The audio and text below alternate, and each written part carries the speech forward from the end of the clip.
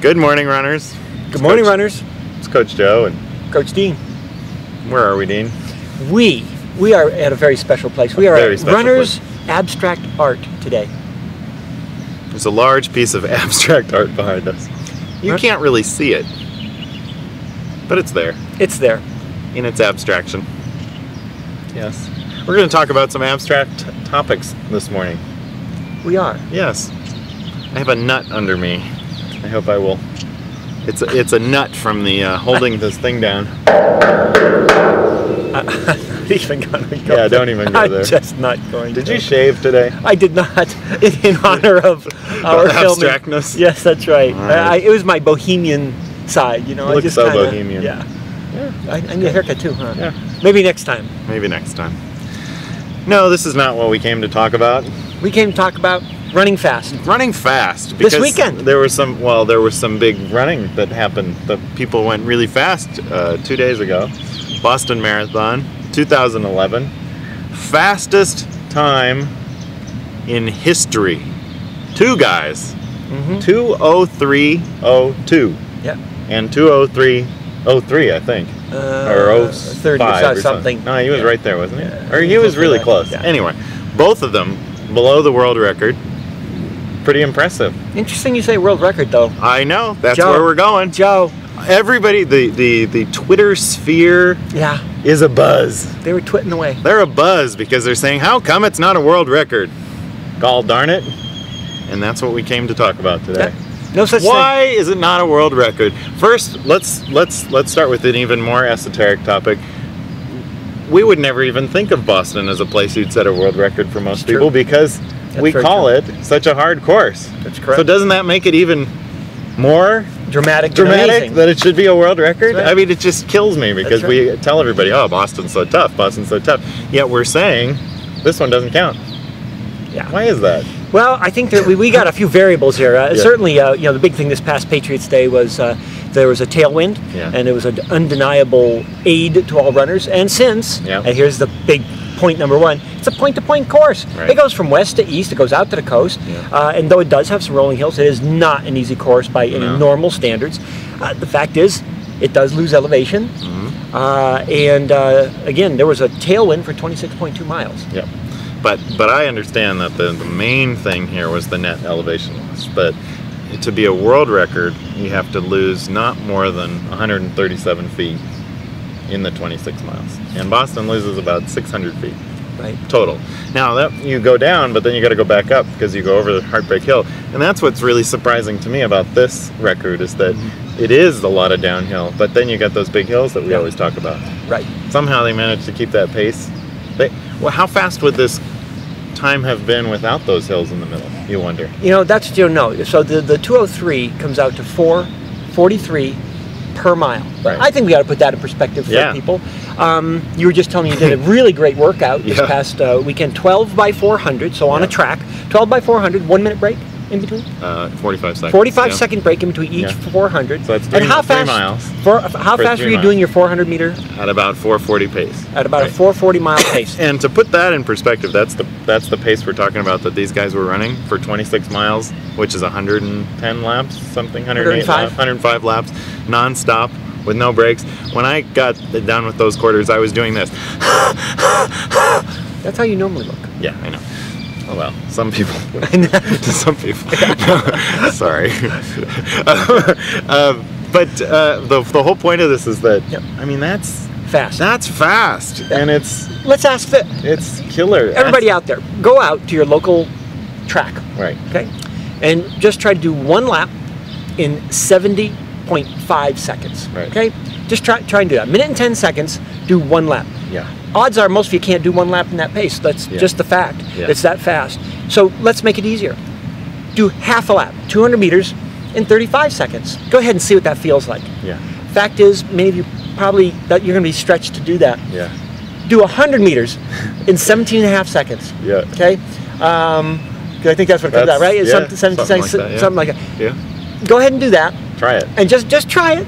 And see what that feels like. Now remember that they did that for 26.2 straight miles. Right.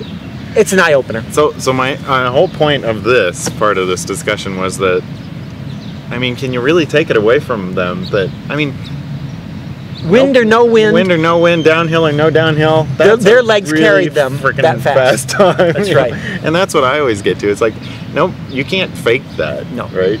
So it's amazing to me that they can go that fast. And then, but if I had hurricane force winds behind me, I could almost do that. Yeah, maybe. I mean, you know, maybe a better way to think of it is like if you get on a bike and well, if you're riding into a headwind, everybody knows this. Oh wow, your speed goes down like crazy. Right. But you turn around out of a tailwind and you're flying down. Right. You know, the same flat piece of road, you might be going 4 or 5 miles an hour faster. But again, the big one here was the hills, and there are other big races that are not certifiable, like the Great Northern. And all the big ones, like St. George, which is a downhill one, and all those. I know that a lot of people like to run those to qualify for Boston or whatever, but they don't they would never qualify for any kind of record course. Right, which is really fascinating. So how do we refer to these times? You know, how do you refer to the world record? They're called world bests. World's bests. It's a world best. It's a WB. It's a world best, and that's what they'll call it. So you've got a world best. It is a world best. It's not really a world record. There are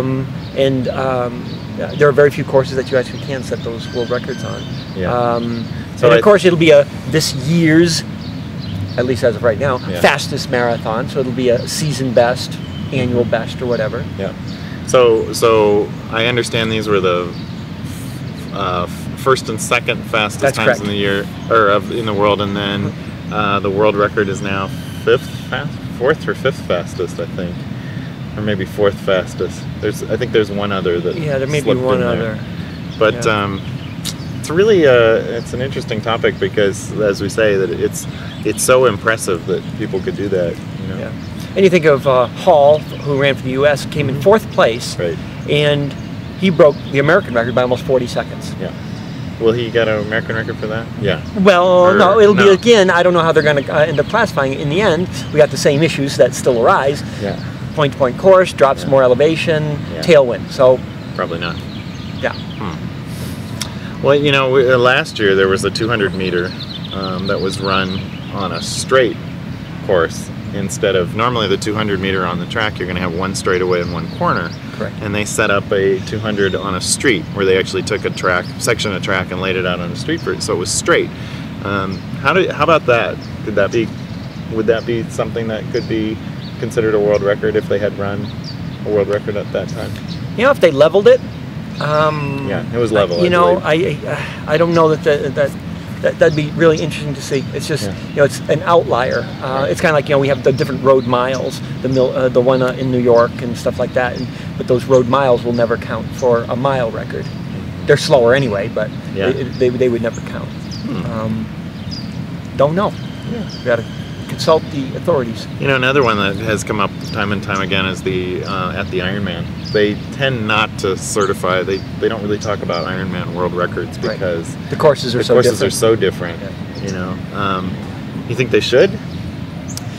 Should they set it at Kona and, I think, say this is where the world championship is? So. See, I think it's kind of like when we compare road races, cross-country races. They're races, and though the distance is the same, the courses aren't, and therefore times truly are not comparable. The fact that you ran a 5K in 16 minutes over here doesn't mean that you could run that same 5K over there in 16. Maybe the 16:15 on this other course is actually a better race. It was a harder course. Don't know. So.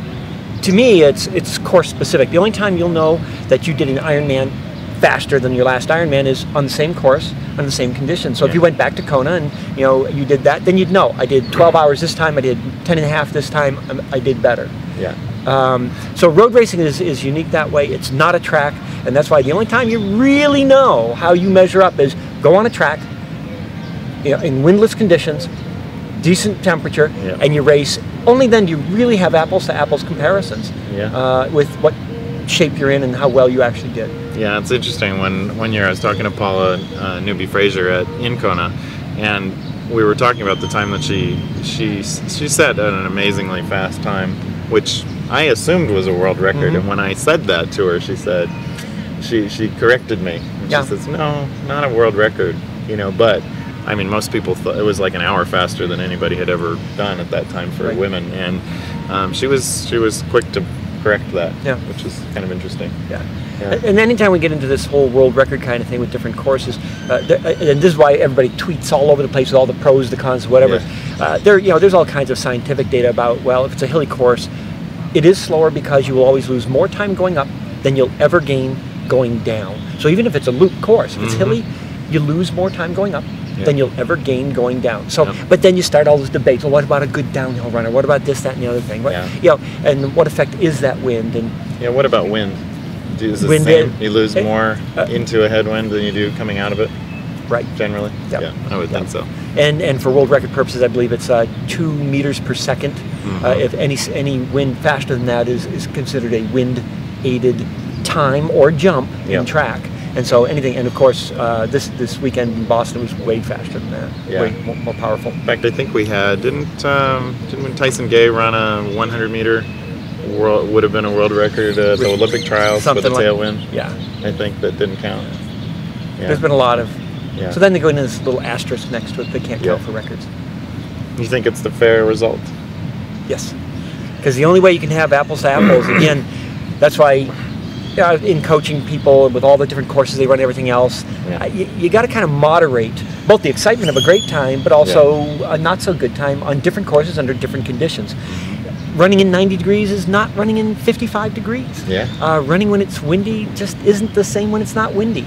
Running at 5,000 feet of elevation is not the same as running at sea level. So all those variables, it has to be split to have apples to apples. Really, you're talking basically sea level, windless, temperature in the 60s, all these different conditions. But they would certify a world record at elevation, right? Yes. Yeah. So they don't make. However, when you have the discussions on them, they will say now the elevation aids sprints, hinders distance, and the cutoff is somewhere around 400 meters. So 400 and down, you'll typically have faster times at elevation. So they will, in discussions, talk about non-elevation times. Well, Bob Beeman, I think, was his was Mexico City. Yeah, exactly. For the long jump world record that he set in Mexico City at elevation, which stood for 30 years. Almost 30 years. 30 years, right? Until it was broken, and then it was broken at normal elevation. Yeah, exactly. Did we solve anything? No. No.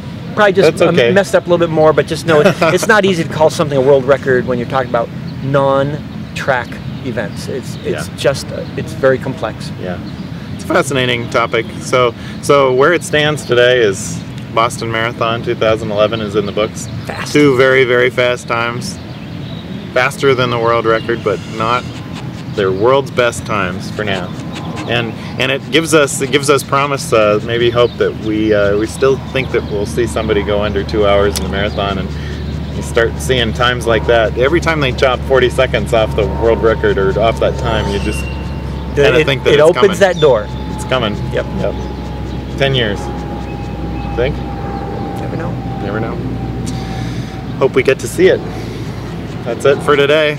Thanks for joining us, and we'll be back at Runner's Abstract Art with another topic very soon.